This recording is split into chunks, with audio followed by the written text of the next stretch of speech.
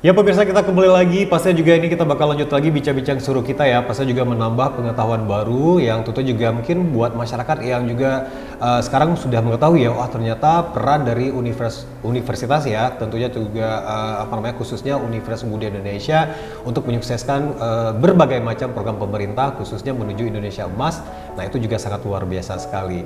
Nah tentunya juga pastinya juga ada tantangan-tantangan juga gitu ya. Nah jadi mungkin kita pengen tahu juga nih dari perspektif seorang rektor ya, dan pastinya juga dari pengalaman atau juga mungkin evaluasi atau juga apapun itu terhadap mahasiswa ya, terutama generasi sekarang di Butia ya.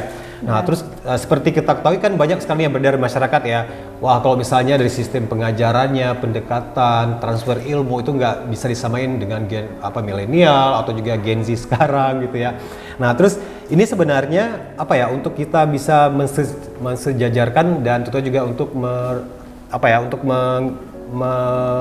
menggapai ya menuju intelektual supaya juga mahasiswanya juga jangan juga benar-benar bisa bagus gitu ya. Terus juga tidak menghilangkan karakter bangsa juga dengan penyesuaian dengan Gen Z sekarang nih. Apa yang berubah dan tantangannya gimana sih gitu? Ya benar, tentunya kalau kita lihat saat ini mahasiswa kita itu berbeda dengan yang lama. Yang perlu kita pertegas sebagai instansi pendidikan itu adalah kita harus bisa menyeimbangkan antara nilai-nilai intelektual pada mahasiswa itu dengan karakter. Oleh karena itu Universitas Ubudiyah kita selalu melakukan program pembinaan awal kepada mahasiswa untuk apa? Untuk menyamai atau mensinergi antara intelektual dengan karakter. Di mana intelektual itu adalah berupa wawasan, keterampilan mahasiswa, pengetahuan. Tetapi kalau karakter ini adalah bagaimana si mahasiswa ini memiliki nilai-nilai yang sesuai dengan Pancasila, yang sesuai dengan nilai-nilai moral, nilai sosial budaya di masyarakat. Itu yang harus kita benar-benar perkuat. Sehingga kita melakukan program wellness untuk pembinaan karakter mahasiswa di sini. Sehingga mahasiswa ke depannya itu tidak hanya mahasiswa yang memiliki pengetahuan atau keterampilan atau wawasan luas, tetapi juga mereka memiliki nilai-nilai yang sesuai dengan nilai budaya sekeliling masyarakat ini dan nilai-nilai yang ada di dalam nilai Pancasila. Itu yang kita harapkan, sehingga anak-anak ke depan bukan hanya kuat dari ilmu pengetahuan tetapi juga kuat dari sisi karakter. Karena kita tahu Pak Amia ya, karakter ini adalah fondasi. Kalau nggak ada fondasi, mahasiswa sebagus apapun pengetahuannya, datang angin kencang, roboh. Ya, roboh. Ya, itu ya. Oke. Nah, dan tentunya juga ini dengan arus globalisasi ya, dengan teknologi segala macam.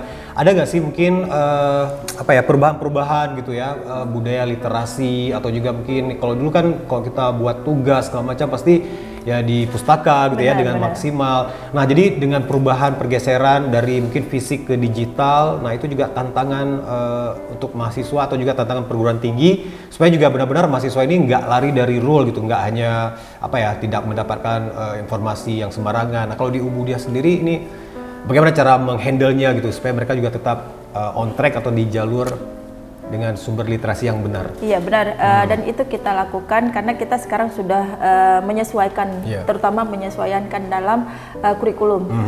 Kita tahu bahwa kurikulum sebelumnya itu adalah kurikulum yang mengarahkan kepada capaian pengetahuan, di mana yang dipertegas itu adalah hasil UAN, hasil ujiannya, hasil tugasnya, hafalan mahasiswa itu kan dipertegas ya.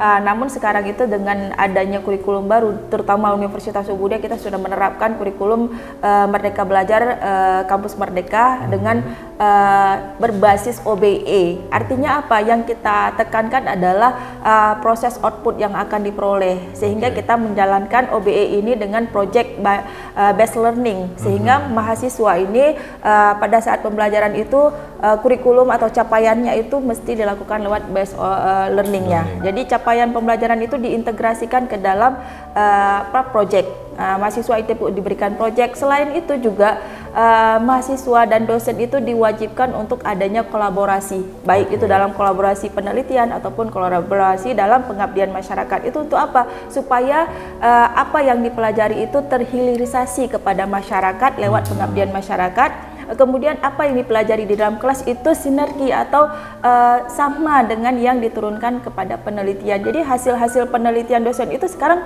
tidak lagi berjalan sendiri, tetapi hasil penelitian itu dimasukkan ke dalam pembelajaran, dimasukkan di dalam apa? Di dalam RPS. Jadi yang dilakukan selama pembelajaran itu merupakan hasil penelitian. Kemudian hasil penelitian itu sudah dimasukkan ke dalam RPS, dan hasil RPS ini, hasil pembelajaran selama 1 semester itu diterapkan kembali di hilirisasi lewat pengabdian masyarakat. Iya, nah pastinya juga ini langkah yang baik gitu ya, karena semuanya itu benar-benar on track, terjaga, karena dimulai dari RPS Bu ya. Benar. Dan pastinya juga dengan implementasi yang benar-benar selalu dikontrol. Nah, dan pastinya juga ini kita penasaran juga ya. Nah, karena juga ini selama di bawah kepemimpinan Ibu Tia juga, ini banyak sekali prestasi-prestasi juga khususnya untuk mahasiswa nih, dan pastinya juga dari tingkat nasional, internasional gitu ya. Nah, dan tentunya juga mungkin kita pengen tahu juga bagaimana sih keberhasilan atau juga kunci sukses ya, mungkin bisa jadi ini menjadi referensi juga buat rekan-rekan dosen atau juga mungkin institusi-institusi pendidikan lainnya, nah berbagi pengalaman ya supaya juga mereka juga bisa berprestasi juga.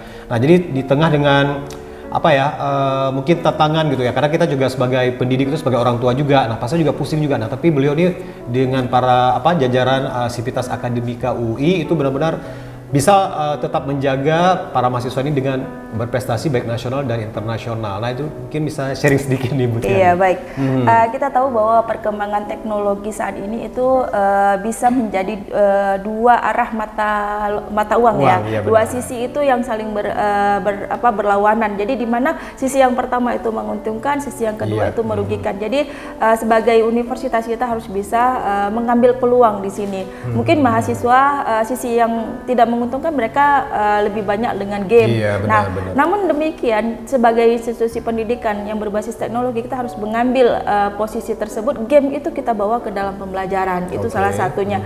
Sehingga pada saat kemarin itu kita banyakkan mengalokasikan teknologi-teknologi itu, berbagai bidang itu dimanfaatkan dalam hibah-hibah penelitian dosen. Sehingga dosen kemarin itu kita arahkan judul penelitiannya itu salah satu trik kunci ya kemarin itu, judul-judul hibah itu atau penelitian dosen itu kita arahkan ke dalam ada integrasi atau ada kolaborasi antara teknologi dengan riset dosen tersebut, baik itu bidang kesehatan, kita riset dalam bidang kesehatan tapi kita masukkan teknologi di dalamnya, kita riset bidang pendidikan, kita masukkan teknologi di dalamnya. Contoh kemarin saya ambil riset bidang pendidikan yang itu kita gunakan pembelajarannya, tapi kita gunakan AI di sana, kita bangun AI, sehingga itu adalah kolaborasi, sehingga ke depan teknologi itu tidak berjalan sendiri. Jadi tidak lagi dipandang sebagai yang menjadi kekurangan atau nilai negatif, tapi kita ambil sebagai nilai positif.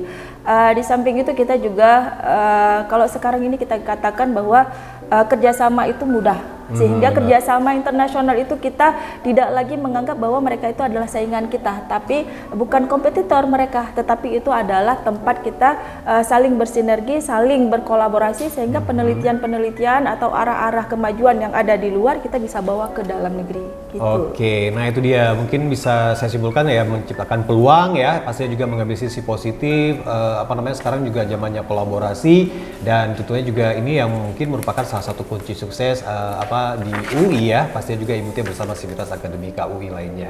Oke, jangan kemana-mana pemirsa, nanti di sesi terakhir kita bakal balik lagi, dan tentunya juga mungkin kita bisa melihat bincang-bincang kembali juga, nah bagaimana peran khusus gitu dan juga PR-PR mungkin yang tentunya juga ini buat pemerintah dan juga institusi-institusi pendidikan lainnya untuk bisa terus